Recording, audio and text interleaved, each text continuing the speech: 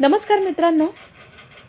तर 26 ऑगस्ट बुधवारच्या दिवशी आपल्याला असं बघायला मिळतंय की दुसऱ्या दिवशी समर स्वानंदी रूममध्ये असतात.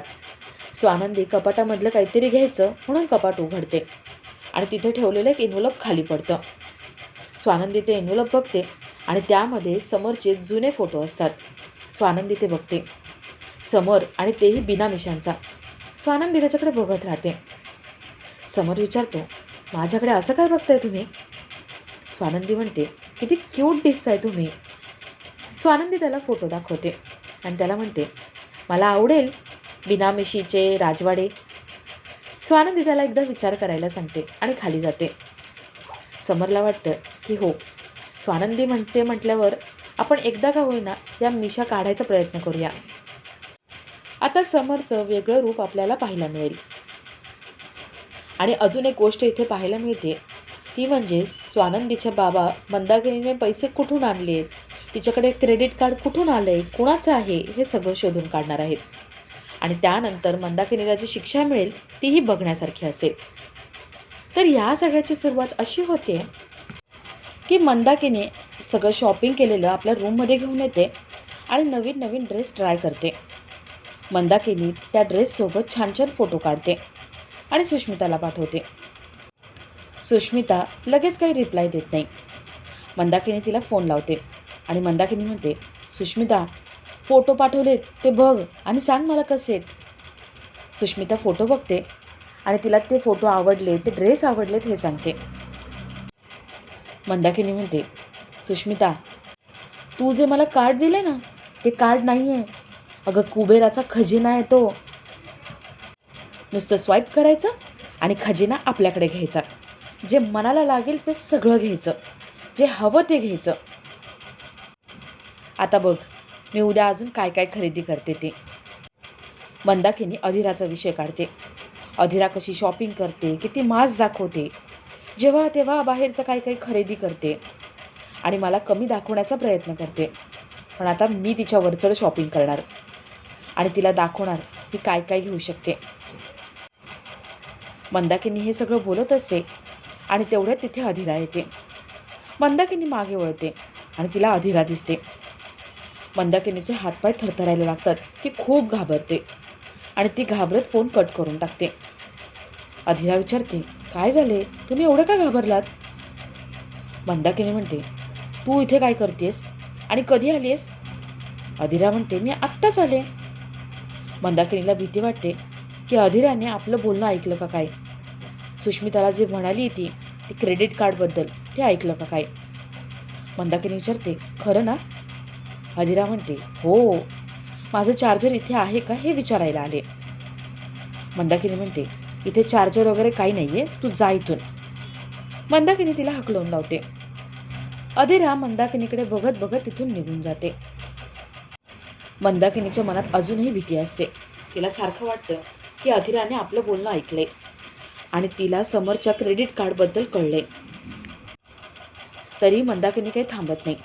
ती ठरवते की आता दुसऱ्या दिवशी बाहेर जायचं आणि अजून शॉपिंग करायचं. तर दुसऱ्या दिवशी बाबा आपल्या कामानिमित्त बाहेर आलेले असतात. त्यांना मंदाकिनीची मैत्रीण भेटते. बाबा तिच्याकडे अशी सहज चौकशी वगैरे करतात आणि मंदाकिनीला भिशी लागली आहे का हे विचारतात. ती बाई म्हणते, नाही, शिंदेबाईंना लागली आहे भिशी, मंदाकिनीची भिशी नाही लागली अजून. बाबा कन्फर्म करून घेतात. ती बाई निघून जाते आणि बाबा म्हणतात, मंदाकिनीला भिशी नाही लागली आणि मग तिच्याकडे एवढा पैसा आला तरी कुठून. त्यांना पूर्ण खात्री असते की मंदाकिनीने समरच्या घरामध्ये चोरी केली आहे. तर रात्री समर स्वानंदी घरी आलेले असतात. समर घरी येऊन सुद्धा काम करत असतो. स्वानंदी त्याला विचारते, एवढं काम आहे का? समर म्हणतो, हो, खूप काम आहे, खूप वेळ लागेल, डोकं पण दुखते. स्वानंदी समरच्या डोक्याला तेल लावून मालिश करून देते. स्वानंदी विचारते, एवढं काम वाढलंय? समर म्हणतो, हो ना, ऑफिसमध्ये खूप काम आहे, हल्ली व्याप खूप वाढलाय. स्वानंदी म्हणते, मग एक काम करा ना, तुम्ही स्टाफ वाढवा. तुमच्या जबाबदाऱ्या घेणारं कोणीतरी असेल ना, तर तुमचा पण भार हलका होईल. बघा कोणीतरी. समर थोडा विचार करतो. आणि त्याला सुचतं की आता आपण स्वानंदीलाच आपल्या ऑफिसमध्ये कामासाठी विचारावं. समर स्वानंदीकडे टक लावून बघत राहतो.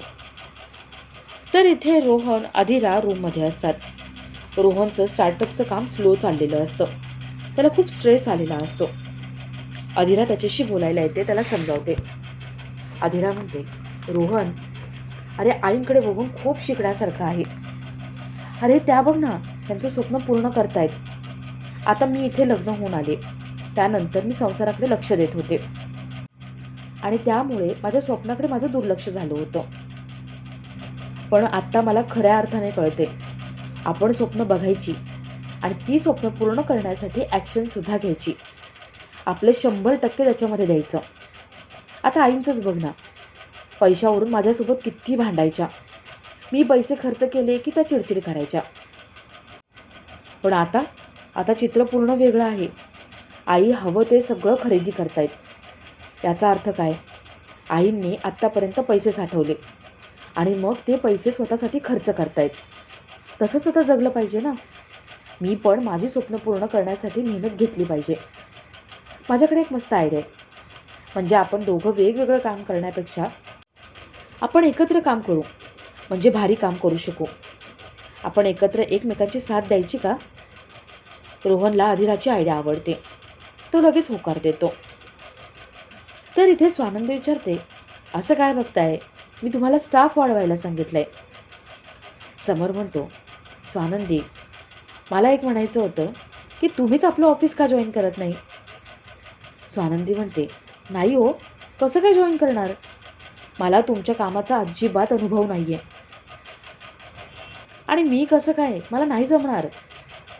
समर म्हणतो, बघा ना, आपण एका ऑफिसमध्ये काम करू तर एकत्र दिवसभर आपण राहू, जास्तीत जास्त वेळ घालू आणि ऑफिसमधली काम पण संपवू.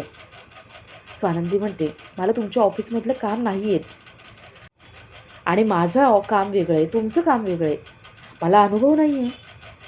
समर म्हणतो, अहो अनुभव नाही आहे तर आम्ही ट्रेनिंग देऊ, तुम्हाला काम शिकवू. कसं आहे ना, आता आनंद विश्वासातला आहे, अजून एखादी व्यक्ती विश्वासातली हवी. तुम्हीच या ना. तुम्ही आलात, स्टाफ म्हणून काम केलं तर टीम होऊ आपण एक. आनंद नंतर महत्त्वाची आणि जबाबदार व्यक्ती तुम्ही आहात. तुम्ही प्लीज विचार करा या सगळ्याचा. स्वानंदी समरच्या बोलण्याचा विचार करते आणि त्याच्याकडे वेळ मागते. समर म्हणतो, ठीक आहे, तुम्ही वेळ घ्या, विचार करा आणि मग मला सांगा. स्वानंदी खाली निघून जाते. तर स्वानंदी समर यांचं सगळं बोलणं सुष्मिताने चोरून ऐकलेलं असतं.